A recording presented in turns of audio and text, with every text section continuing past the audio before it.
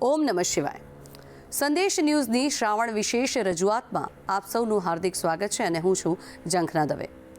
મિત્રો, શિવજીના હજારો નામ અને હજારો સ્વરૂપ છે, જેમાંથી શિવજીના શશિધર સ્વરૂપનો પણ વિશેષ મહિમા છે, જેનો શિવ મહાપુરાણમાં પણ ઉલ્લેખ કરવામાં આવ્યો છે. શશિ એટલે કે ચંદ્રમા. તો મિત્રો, શિવજીએ ચંદ્રદેવને શા માટે આપ્યું હતું વરદાન? શા માટે શિવજીએ પોતાની જટા પર ધારણ કર્યા છે ચંદ્રમાને? અને આકાશમાં તિથિ મુજબ ચંદ્રમાની બદલાતી કળા એટલે કે ચંદ્રમાના કદમાં થતા ફેરફાર પાછળ શિવજી સંસારને શું આપે છે સંદેશ? આવો જોઈએ ઓમ નમઃ શિવાયની આ વિશેષ રજૂઆતમાં. સનાતન હિન્દુ સંસ્કૃતિમાં વેદો અને પુરાણોનું વિશેષ મહત્વ છે. તેથી પુરાણોમાં દર્શાવેલી માહિતી અનુસાર ચંદ્રદેવના વિવાહ દક્ષ પ્રજાપતિની 27 કન્યાઓ સાથે થયા હતા. જો કે આપને જણાવી દઈએ કે આ 27 કન્યાઓ તે હાલ આકાશ મંડળમાં વિહરતા 27 નક્ષત્ર છે. આ 27 નક્ષત્ર એટલે કે ચંદ્રદેવની 27 રાણીઓમાંથી રોહિણી સૌથી વધુ સુંદર અને સ્વરૂપવાન હતા, જેથી ચંદ્રદેવ તેમના પર વધુ સ્નેહ રાખતા અને સૌથી વધુ સમય રોહિણી સાથે જ વ્યતીત કરતા હતા. પરંતુ ચંદ્રદેવનો રોહિણીના પ્રત્યે આમ અતિ પ્રેમ જોઈને શેષ 26 રાણીઓ દુઃખી થતી હતી, જેથી રાણીઓએ તેમના પિતા દક્ષ સાથે આ બાબતે સઘળી વાત કરી, જેથી રાજા દક્ષે ચંદ્રદેવને તેમની આ ભેદભાવભરી નીતિ છોડી સૌની સાથે સમભાવ રાખવા માટે કહ્યું. પરંતુ ચંદ્રદેવે પોતાના રૂપના અભિમાનમાં આવી દક્ષની આ વાતની અવગણના કરી, જેથી રાજા દક્ષ દ્વારા પોતાની અન્ય કન્યાઓની સાથે થઈ રહેલા ભેદભાવને કારણે થઈને ક્રોધમાં આવી ચંદ્રદેવને શ્રાપ આપ્યો કે તેમને ક્ષય રોગ થશે. આ કથાની આગળ પણ આપીશું માહિતી, પરંતુ આ બાબતે શું કહેવું છે શિવ કથાકાર ડૉક્ટર લંકેશ બાપુનું? આવો જોઈએ. આશુઃ શિશાનો વ્રખભોન ભીમો ઘના ઘનઃ ક્ષોભણશ્ચ રેખણી નામ સંક્રંદનો નિમિક એક વીરઃ સતકુસેના અજય સા કમિન્દ્રઃ. હર હર મહાદેવ. જય કાશી વિશ્વનાથ.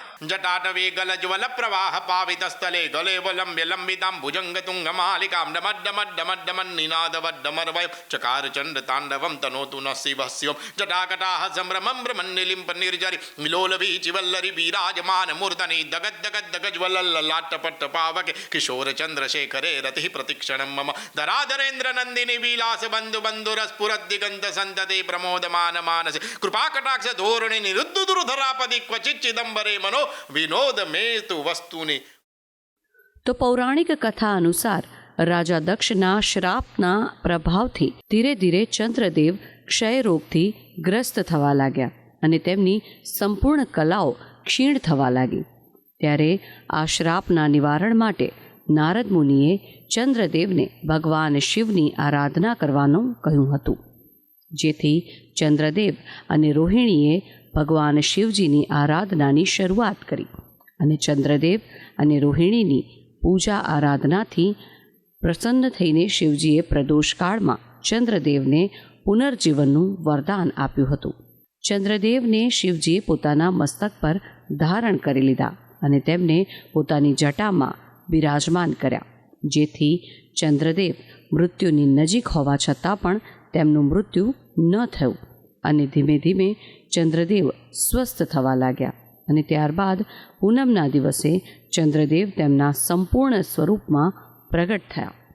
તો મિત્રો, જે દિવસે શિવજીએ ચંદ્રદેવને ધારણ કર્યા હતા તે સોમ પ્રદોષનો દિવસ હતો, જેથી ચંદ્રદેવ, શિવજી અને માતા લક્ષ્મીજીની પ્રસન્નતા માટે પ્રદોષનું વ્રત કરવામાં આવે છે. આપણા શાસ્ત્રોમાં પણ આ વ્રતની મહિમા વિશે કહેવામાં આવ્યું છે કે જો કોઈ વ્યક્તિ મૃત્યુ તુલ્ય કષ્ટ પણ ભોગવી રહ્યું હોય અને જો તે પ્રદોષ વ્રત કરે તો ભગવાન શિવજી તેને અભયદાન પણ અર્પણ કરે છે. પ્રદોષના દિવસે આ શિવ તાંડવ જો તમે ગાવ ને તો એનું પુણ્ય શું મળે? તસ્ય સ્થિરામ રથ ગજેન્દ્ર તુરંગ યુક્તામ લક્ષ્મીમ સદૈવ મુખીમ પ્રદદાતિ શંભુ. એના ઘરે લક્ષ્મીનો પ્રોબ્લેમ કોઈ દિવસ થતો નથી. ધનલક્ષ્મી, વિજયાલક્ષ્મી, વૈભવલક્ષ્મી, સંતાનલક્ષ્મી, 10 વિધ સંપૂર્ણ પ્રમાણે જો પૈસામાંથી છૂટવું હોય, દરેક કર્જ દુઃખ દેવામાંથી છૂટવું હોય અને લક્ષ્મી સદૈવ તમારા ઘરે સ્થિર પ્રાપ્ત કરવી હોય તો પ્રદોષના દિવસે આ શિવ તાંડવ આપ સાંભળો, કરો અને ઉપવાસ કરો. હર હર મહાદેવ. જય કાશી વિશ્વ. દર્શક મિત્રો, શિવજીના મસ્તક પર બિરાજમાન ચંદ્રદેવ સંસારને એક અનેરો સંદેશ આપે છે. શિવપુરાણ અનુસાર જ્યારે સમુદ્ર મંથન દરમિયાન હળાહળ વિષ બહાર આવ્યું ત્યારે શિવે બ્રહ્માંડની રક્ષા માટે તેને પીધું હતું, પરંતુ માતા પાર્વતી દ્વારા રોકી લેવામાં આવતા આ ઝેર શિવજીના ગળામાં જ જમા થઈ ગયું હતું, જેના કારણે થઈને તેમને નીલકંઠ પણ કહેવામાં આવે છે. હવે આપને જણાવી દઈએ કે આ કથા અનુસાર ઝેરના સેવનની અસરથી શિવજીનું ભૌતિક શરીર અત્યંત ગરમ થવા લાગ્યું હતું. જે સમયે શિવજીના મસ્તક પર બિરાજમાન ચંદ્રદેવ દ્વારા શિવજીને શીતળતા પ્રદાન કરવામાં આવી, જેથી શિવજીના ભૌતિક શરીર પર ઝેરના સેવનની અસર નહિવત થઈ ગઈ હતી. જેથી દર્શક મિત્રો, જેમ ચંદ્રદેવ સમગ્ર સંસારને શીતળતા પ્રદાન કરે છે, તેમ શિવ ભક્તોએ પણ સમગ્ર સંસારનું હંમેશા હિત જ વિચારવું જોઈએ અને શિવજીની ભક્તિ સાથે તે પરમપિતા પર સંપૂર્ણ વિશ્વાસ અને શ્રદ્ધા રાખવી જોઈએ. આવો અનોખો સંદેશ આ કથા દ્વારા આપવામાં આવે છે. માટે જ શશિધર શિવના દર્શન માત્રથી જ શિવભક્તમાં જીવનની દરેક સમસ્યાઓ સામે અડગપણે ટકી રહેવાનો આત્મવિશ્વાસ પ્રાપ્ત થાય છે અને મનમાં એક એવો વિશ્વાસ પણ કેળવાય છે કે શિવજી આપણને જે પણ પ્રદાન કરે છે તે આપણા માટે સૌથી શ્રેષ્ઠ અને ઉત્તમ જ હોય છે.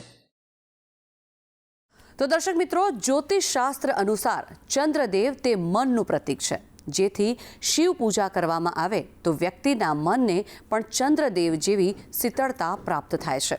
કહેવાય છે કે કોઈ પણ વ્યક્તિના જીવનમાં નાની મોટી કોઈ પણ તકલીફ આવે તો સૌથી પહેલાં તેના મનમાં અજંપો જન્મે છે અને ત્યારબાદ તે આપઘાત જેવા ખરાબ વિચારોથી પોતાના જીવનની દુર્ગતિ કરે છે. પરંતુ જેમ શિવજી પોતાના મસ્તક પર ચંદ્રદેવને ધારણ કરી દરેક વિકટ પરિસ્થિતિમાં પણ મનને ધ્યાનસ્થ અને શાંત રાખે છે, તેમ શશિધર શિવના સાનિધ્યમાં રહેનાર શિવભક્ત પણ દરેક પરિસ્થિતિમાં પોતાના મન અને મસ્તિષ્કને શાંતિની અનુભૂતિ કરાવી શકે છે અને હંમેશા દુષ્વિચારોથી પણ દૂર રહે છે. સાથે જ શિવજીની આરાધના કરી ધન્યતા પણ અનુભવે છે. તો દર્શક મિત્રો, કાલે ફરી મળીશું શિવજીના અન્ય તત્વો સાથે. હાલ મને આપશો રજા. હર હર મહાદેવ.